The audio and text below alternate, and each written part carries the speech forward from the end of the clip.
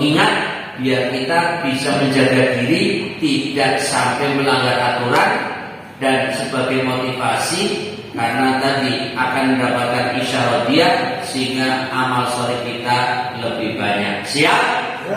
Semangat mencari isyarat dia. Biar kompak. Mari kita cari isyarat dia. Mudah-mudahan kita mendapatkannya. Allahumma amin. Ini maksudnya dari penutupannya semangat aja. Mudah-mudahan kita mendapatkan ilmu yang bermanfaat dan terus semangat sampai akhir hayat, bahagia dunia dan akhirat. Amin ya rabbal alamin. Assalamualaikum warahmatullahi wabarakatuh.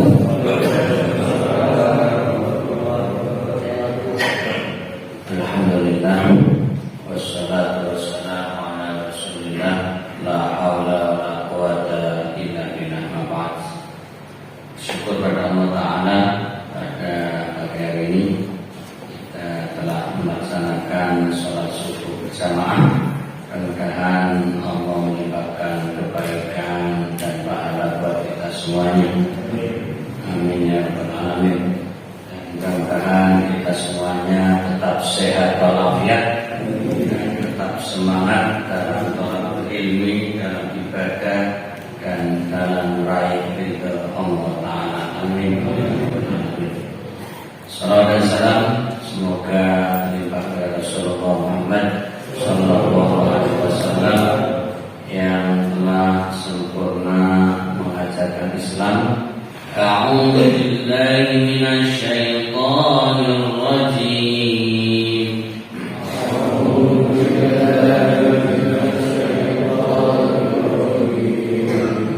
Bismillahirrahmanirrahim.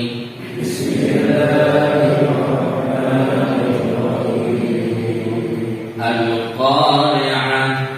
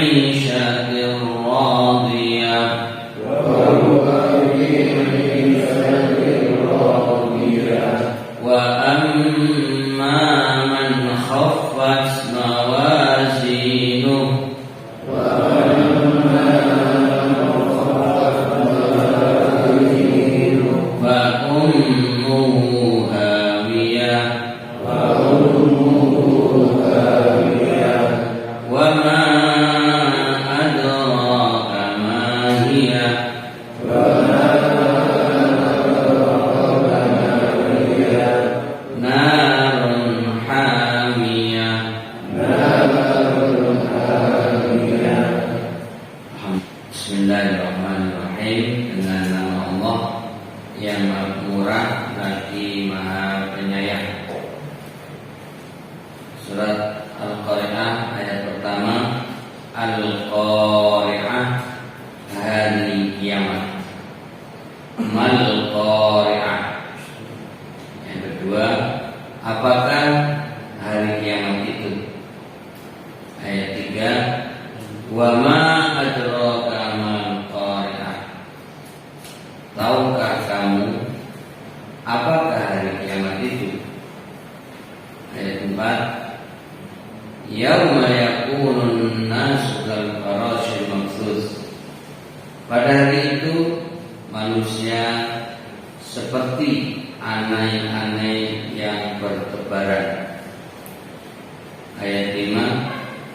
wa takunul jibalu kal'ihmil manfush, dan gunung-gunung seperti bulu yang dihambur-hamburkan. Ayat 6, fa amma man thaqulat mawazinu, adapun orang-orang yang berat timbangan kebaikannya. Ayat 7, fa huwa fi 'ishatir radiyah, mereka berada dalam kehidupan yang memuaskan. Ayat 8, wa amma man khaffat mawazinu, dan orang-orang yang ringan timbangan kebaikannya. Ayat 9, fa ummuhu hawiyah, maka tempat kembalinya adalah neraka hawiyah.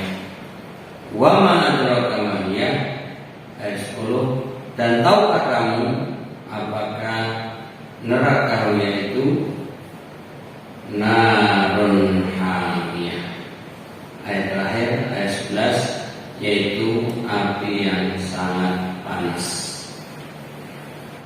Jadi 3 ayat pertama ini menjadi kata-kata pembuka untuk perhatian, khususnya kepada Nabi Muhammad SAW, yang kemudian tentunya untuk para umatnya ketika membaca surat Al-Qari'ah. Ayat 4 sebagai jawaban sekaligus penjelasan untuk menggambarkan tentang Al-Qari'ah, yaitu kiamat. Jadi ayat 4 dan ayat 5 adalah jawaban dan penjelasan tentang Al-Qari'ah, yaitu yauma yakunun nasu kal farasil mabsuth. Pada hari itu manusia seperti aneh-aneh yang bertebaran. Wa takunul jibalu kal'ihmil manfush, dan gunung-gunung seperti bulu yang dihambur-hamburkan. Lalu pada ayat 6 dan juga 7 ini menggambarkan tentang imbalan atau pahala bagi orang yang banyak amal solehnya, yaitu dengan gambaran fa amma man thaqulat mawazinu, adapun orang-orang yang berat timbangan kebaikannya.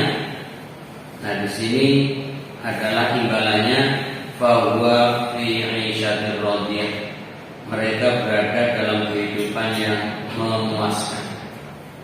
Kemudian pada ayat 8 dan bahkan sampai ayat terakhir 11 ini adalah imbalan atau bahkan disebut sanksi hukuman bagi mereka yang timbangan kebaikannya ringan.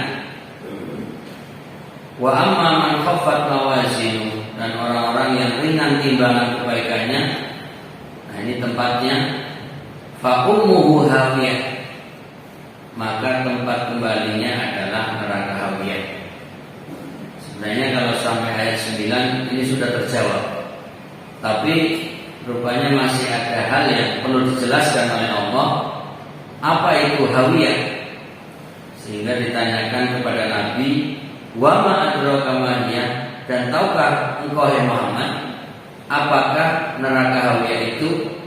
Maka Allah menjawab sendiri setelah bertanya kepada Nabi Muhammad dengan penutupan narun hamiyah, yaitu api yang sangat panas. Selesai pembahasannya. Kita tinggal mengembangkan makna-makna yang terkandung di dalam ayat-ayat tersebut. Kita mulai dari syarah mufradat. Al-Qari'ah, salah satu nama hari kiamat. Kalau menggunakan kata salah satu, berarti banyak ya nama-nama hari kiamat. Kalau kita hitung ada 17 nama di dalam Al-Quran ya, nama-nama hari kiamat. Bahwa Al-Qari'ah ini yang sebenarnya artinya ketukan keras ya, ketukan keras.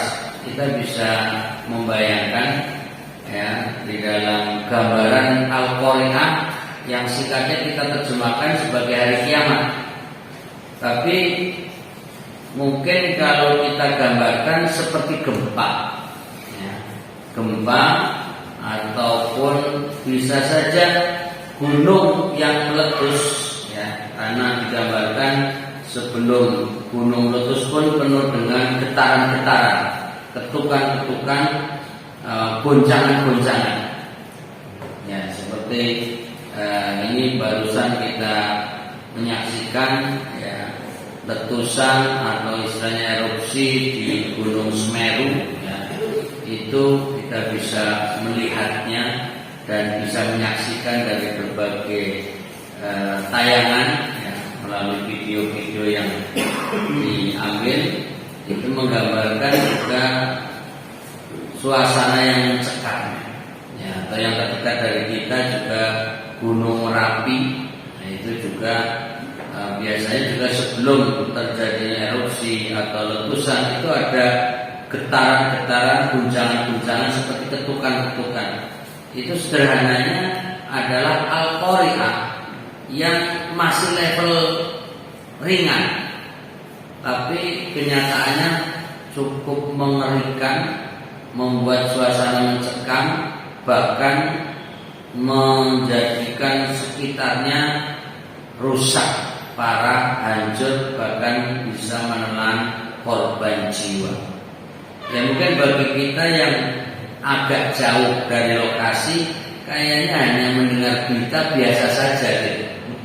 Tapi bagi mereka yang betul-betul mengalami suasana ya pas ada erupsi, ada apa itu namanya, istilahnya kalau biasanya di Merapi itu apa yang asap tebal itu, wedhus gembel.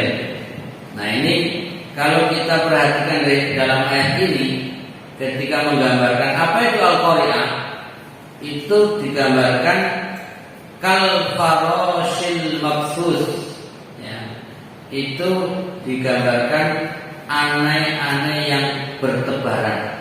Jadi ibaratnya manusia yang ketakutan lalu lari ke sana kemari ya, udah seperti ibaratnya di sini manusia itu sudah dianggap hewan saja, aneh-aneh. Aneh-aneh itu apa? Laron ya. Artinya sudah manusia menjauh, lari. Itu yang hanya menggambarkan satu peristiwa. Ya kita bisa menyaksikan di warga sekitar Semeru ya, atau yang dulu umpamanya di sekitar Merapi. Bahkan Merapi sendiri sekarang juga ikut-ikutan Semeru. Nah, Batuk juga. Bahkan ada beberapa gunung lain juga ikut-ikutan ini. Ya, ini Allah ini banyak ya peristiwa-peristiwa yang ya, di sekitar gunung ini mulai pada ketar-ketir, kekhawatiran terjadi letusan-letusan. Nah pada ayat 5 itu, ataupun kalau kita baca di Syarah Mufradat ya, kita akan mendapati gambaran tadi ibaratnya wedhus gembel itu kal ihnil mangkus, itu bulu yang dihambur-hamburkan. Nah, ini kayaknya istilah wedhus gembel itu kan ada gembelnya kan bulu itu jangan-jangan diambil dari istilah ini ya, atau nggak sengaja tapi ada kesamaan sinkron ya antara gambaran asap tebal yang berwarna putih lalu digambarkan bagaikan wedhus gembel ya. Dan ini di dalam Al-Quran digambarkan dengan al-ihnil mangfus ya. Itu seperti bulu yang dihambur-hamburkan.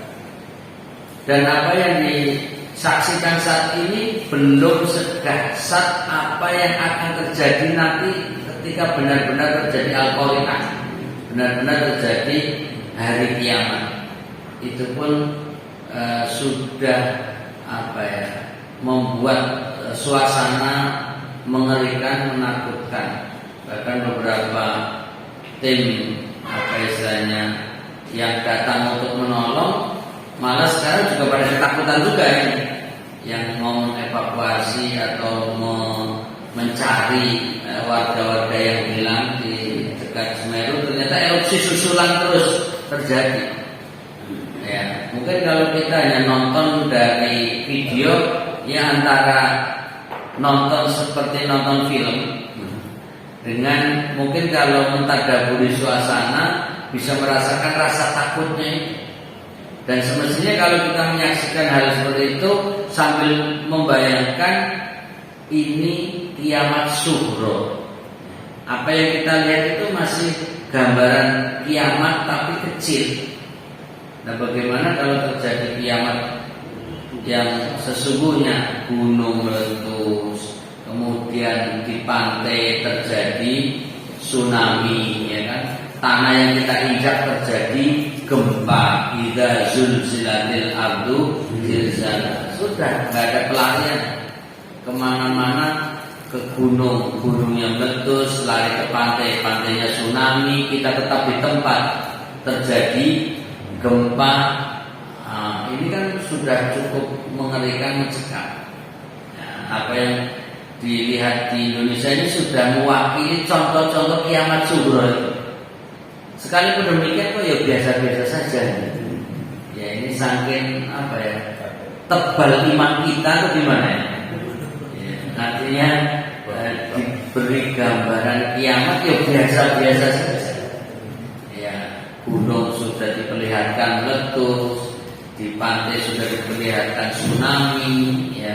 Tanah yang kita injak sudah dirasakan gempa. Belum lagi ada yang longsor, ada yang banjir, ada yang dan lain sebagainya. Itu tidak membuat kita semakin takut dan khawatir kalau terjadi kiamat sungguhan. Ya, apalagi seringkali kita dengar kiamat terjadi pada hari Jumat. Nah, ini pas hari Jumat loh ini. Ini maksudnya mancing-mancing gak ngantuk aja sebenarnya. Andaikan, ya, ini umpamanya, andaikan, ya, seandainya ini hari Jumat, ya, lalu kita merasakan ada getaran gempa, ya, yang bisa jadi ini benar-benar kiamat. Kira-kira kita akan tetap pengajian atau lari gitu loh. Bogir baru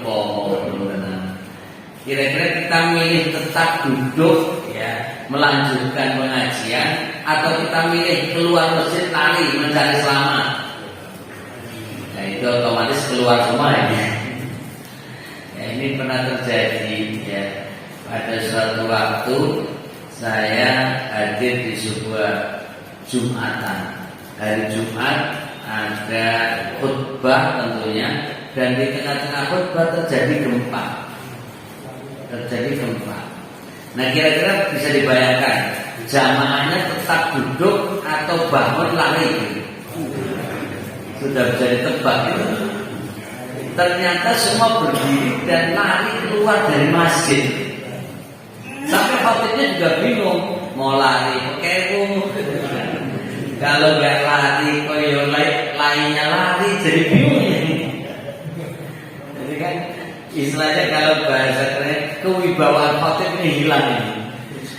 Kalau tetap di tempat dia mikir juga, wong masjidnya terasa getarannya gitu, seakan ya mau ambruk gitu kan.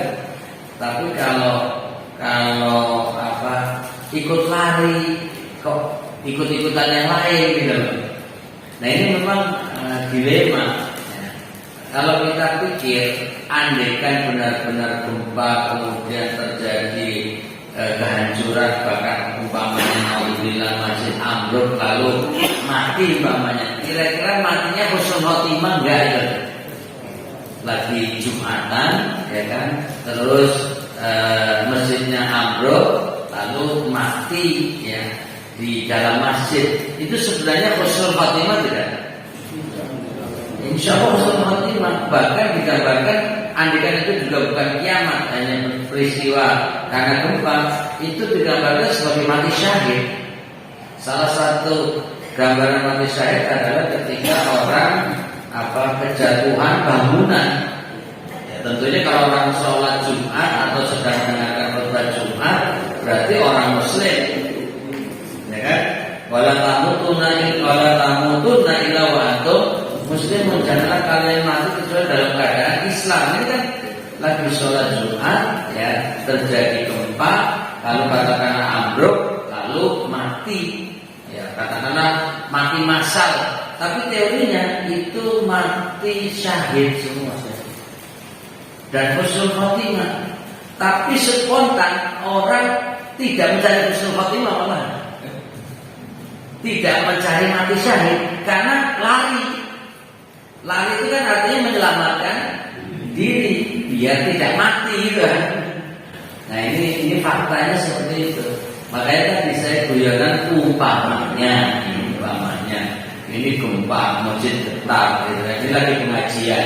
Andai kan kita tetap di sini lalu benar-benar terjadi gempa dasar, ambruk, kita mati, berarti kita mati syahid husnul khotimah. Kira-kira kita mau pilih itu atau lari gitu? Nah, karena belum ada bukti ya nggak bisa jawab lah. Mau jawab lari rapena, mau jawab tetap dia mikir mati, itu loh masalahnya. Pokoknya ini dilema. Tapi saya betul-betul mengalami itu. Jadi masjid betul-betul bergetar gitu. Dan itu spontan. Jamaah bangun, yang ngantuk pun ikut bangun. Ternyata Al-Qari'ah yang digambarkan itu bisa dirasakan, mencekam kalau kita benar-benar merasakan itu. Tapi kalau kita baca surat Al-Qari'ah dalam suasana yang sejuk di pagi hari, mata redup, ngantuk, orang bergetar, ya sudah, tenang saja. Seperti Al-Qari'ah itu tidak membuat getaran hati, Al-Qari'ah tidak membuat kita lebih menyadari untuk persiapan menghadapi kiamat. Ya, yang jelas-jelas terjadi di sekitar gunung Semeru, di Gunung Merapi dan di beberapa gunung lainnya, itu sebenarnya sudah cukup menggambarkan betapa ganasnya. Ya, di antaranya wedus gendel tadi. Jadi ini kalau Ibnul Mafus itu orang yang kena, yang kejatuhan itu langsung ya gosok. Makanya itu ada yang cerita viral itu antara ibu dan anak, namanya siapa itu? Rumini. Ya, Rumini. Nah itu cukup viral. Itu karena katanya karena tidak meninggalkan ibunya yang dalam keadaan memang lemah, malah melindungi ibunya dan mati bersama. Sementara keluarga yang lain melarikan diri dan selamat. Nah itu ya Allah alam. Teori hukum itu kalau ngerti hukum itu mestinya mengambilnya adalah akhafud dororen. Akhafud dororen yaitu mengambil yang lebih ringan dari dua hal yang berbahaya. Kemudian kalau kita lihat di dalam ayat-ayatnya yang secara mufradat dari al-faros atau sebentar wa ma adraka mal qari'ah. Sebenarnya tadi sudah kita baca berulang-ulang, tapi kita baca lagi. Tahukah kamu apakah hari kiamat itu? Nah, mestinya tahukah kamu apakah al-qari'ah itu? Nah, mestinya tidak langsung diterjemahkan hari kiamat, tapi tahukah kamu apakah al-qari'ah itu? Karena justru yang dipertanyakan bukan makna, bukan terjemahan kiamat, tapi apa makna al-qari'ah. Jadi karena ini sebuah kata yang saat itu belum populer, karenanya Allah menyampaikan kata al-qari'ah. Kemudian setelah dilontarkan kata Al-Qari'ah yang bisa jadi itu kosakata baru, maka dipertanyakan mal Qari'ah, apakah Qari'ah itu? Jadi seakan-akan Nabi Muhammad SAW yang menerima wahyu pun tidak langsung paham makna Al-Qari'ah. Artinya kata yang belum populer dalam bahasa Arab saat itu. Ya kalau kita sekarang yang sudah baca terjemahannya, langsung mengerti artinya, itu saat ini. Tapi yang kita bayangkan saat ayat ini turun kepada Nabi Muhammad SAW adalah kata yang belum populer, Al-Qari'ah. Ya kan?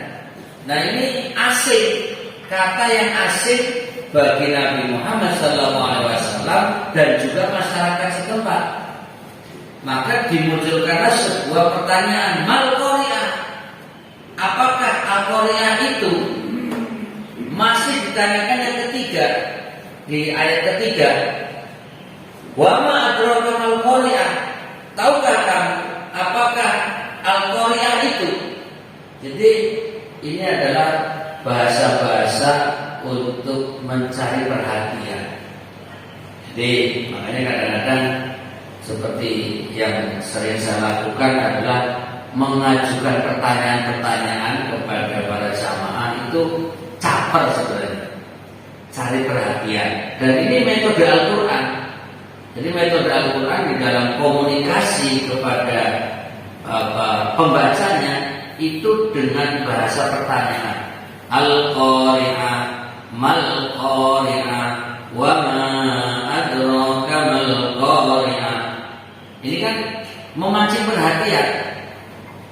Jadi pertama disebut kata Al-Qari'ah, kemudian ditanyakan dalam bahasa umum, mal Qari'ah, apa itu Al-Qari'ah? Setelah pertanyaan umum, lalu pertanyaan khusus, wa ma adraka. Nah ini khusus kepada Nabi Muhammad SAW dengan lafal ka. Ka itu kamu, yaitu tahukah kamu hai Muhammad, ya, mal Qari'ah, apa itu Al-Qari'ah? Jadi dua pertanyaan, yang satu sifatnya umum, yang satunya lagi bersifat khusus. Nah ini untuk menjadi perhatian. Lalu Allah yang bertanya tidak otomatis tidak berarti tidak tahu atau tidak paham, tapi ini pertanyaan hanya untuk pancingan, untuk perhatian. Tapi tidak lama kemudian langsung dijawab. Al-Qari'ah adalah yauma yakunun nasu kal farasil mabsus. Itu pada hari itu manusia seperti aneh-aneh yang bertebaran. Yaitu kalau hari kiamat benar-benar hancur, ya, buminya rusak, hancur semuanya, sehingga manusia berterbangan, ya, terpelanting ke sana kemari sampai digambarkan bagaikan laron. Masya Allah, saking kecilnya dan terpelanting kemana-mana. Ya kalau kita sudah dengar gambarannya seperti itu, ini guyonan lagi, pertanyaan-pertanyaan. Kira-kira kita milih mati pas kiamat atau mati sebelum kiamat? Ya jelas kullu nafsin dha'iqatul maut. Setiap yang punya pasti mati. Tapi hampir-hampir orang yang usianya sudah tua sekalipun, ya, orang yang tanda kutip sudah sakit parah pun, kalau ditanya siap mati, ya nggak mau mati, nggak siap mati. Seharusnya kita ini mengingat batasan umur standar Nabi, ya itu loh. Ya, Nabi itu umurnya berapa? 63 tahun hitungan kalender Komariah Hijriah.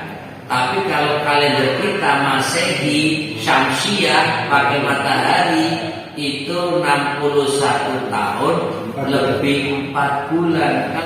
Tapi Nabi masih memberi kelonggaran. Inna umra ummati ma baina sittina wa sab'in. Sungguhnya umur umat itu antara 60 sampai 70. Ya sudah, kita hitung itu sendiri. Kira-kira ada orang yang benar-benar siap malah justru beli kain kafan. Kira-kira ada nggak Bapak Ibu yang siap mati lalu beli kain kafan taruh di rumah gitu? Kalau perlu taruh di mana yang selalu kita bisa melihatnya. Nah, ini gambaran kiamat. Ya, mengingat waktu saya persingkat. Jadi kesimpulannya, orang yang baik ya dan kebaikannya banyak sehingga timbangannya berat, itulah akan mendapatkan fi 'isyatir radiyah, yaitu mendapat kehidupan yang radiyah, yaitu memuaskan, yang mendapatkan ridho dari Allah Ta'ala. Nah, ini silakan kita sering-sering evaluasi diri, bermuhasabah. Paling tidak sebelum tidur hari ini, sejak bangun sampai sekarang mau tidur, amal soleh yang sudah dilakukan apa saja, dan kira-kira lebih banyak atau lebih sedikit dibandingkan maksiat yang dilakukan. Tapi insya Allah kalau di sini tuh wajah-wajah yang akan meraih isyah radiyah semuanya, kehidupan yang memuaskan, maksudnya jannah. Itu yang ringan timbangannya, tempatnya adalah hawiyah. Jadi hawiyah ini menjadi tempat yang mengerikan. Tapi rupanya kata hawiyah ini juga masih kosakata baru. Jadi dalam surat Al-Qari'ah ini ada dua kata yang merupakan kosakata baru bagi Nabi Muhammad SAW atau bagi bahasa komunikasi masyarakat saat itu, yaitu kata Al-Qari'ah dan kata hawiyah. Karenanya ketika sudah terjawab orang yang amal solehnya sedikit atau ringan timbangannya, fa ummuhu, ummu itu ibu, artinya di sini tempat kembali, karena ibu menjadi tempat kembali, induk ya. Itu tempatnya hawiyah. Tapi kok ternyata masih ada tambahan ayat penutup, wa ma adraka ma hiya. Nah, jadi tahukah engkau ya Muhammad apa itu, apa dia? Jadi ma hiya tapi ditambahi ha. Jadi sebenarnya ma apa, hiya ma hiya, apa itu hawiyah, lalu ditutup dengan kata narun hamiyah, yaitu api yang sangat panas. Masya Allah. Tapi mudah-mudahan ayat semacam ini menjadi pengingat kita, sekaligus menjadi motivasi.